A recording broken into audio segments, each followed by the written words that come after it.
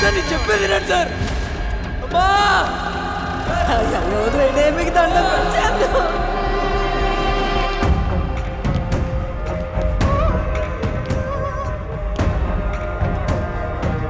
ఇది complaint. FIR file చేయండి. Sections చెప్తాను, రాసుకోండి. Section 366A, procuration of a minor girl. అసలు కేసు ఏంటి మీది? 354A, sexual harassment of a girl. 354B, criminal force against a girl. 354C, voyeurism, blackmailing a girl. నీ మీద పెట్టిన కేసు ఒప్పుకుంటాం లేదా? మీరేం చెప్పాలనుకున్నా మీ లాయర్ని తీసుకొచ్చి కోర్టులో చెప్పుకోండి. 354D, stacking a girl. వాళ్ళని రేపు ఈవినింగ్ రమ్మను, ఈ లోపు చదువుతాం. కానీ మండేనే ఫైనల్ జడ్జిమెంట్ అంట sir. And section 11 and 12 of POCSO act. ఓక్సనా ఏంటే ఇది? ఏంటి కేసు కట్టారా పగబట్టారా? ఈ సెక్షన్ ఏంటి? అక్యూజ్డ్ ఎవరు? మా తమ్ముడు లాంటోడు సార్.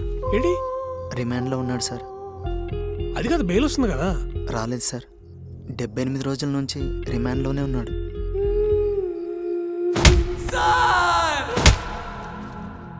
అమ్మా నా షర్ట్ ఇస్త్రీ చేసావా?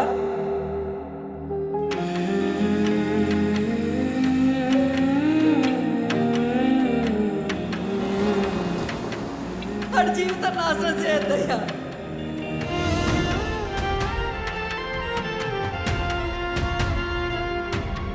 నాకు నీ మీద నమ్మకం ఉంది. రేపు పొద్దున్న కోర్టుకు వచ్చి ఆ అమ్మాయి వాడు చేయలేదండి, వాడు చేయి నేనే తీసుకున్నా, భుజం మీద వేసుకున్నానని చెప్పిన శిక్ష వాడికి పడుతుంది. That is POCSO. ఇప్పుడు చెయ్యి, ఏడ్ చేస్తావు. పాక్సో అనగానే పెద్ద పెద్ద లాయర్ల వెనకడుగు వేస్తున్నారు. నాకు నమ్మకం ఉంది లహరి, ఈ కేసు నేను హ్యాండిల్ చేయగలను. రేపు నేను కోర్టుకు వెళ్ళలేదనుకో, ఆ కుర్రోడికి 14 ఏళ్ళు జైలు శిక్ష పడుతుంది. ఈ కేసు మనం టేకప్ చేయట్లేదు సార్. మనం పోలీసులకు అగేన్స్ట్ గా బెనిఫిట్ ఆఫ్ డౌట్ రేజ్ చేయొచ్చు సార్. ఆ కుర్రాన్ని బయట తీసుకురావడం కష్టం. ఈ ఫైల్లో కనిపిస్తున్నంత ఈజీ కేసు ఏం కాదు ఇది. మీ వాడు చేసిన తప్పేంటో మీకు అర్థమవుతుందా? ఈ కేసులో మీ వాడిని ఎవ్వరు కాపాడలేరు.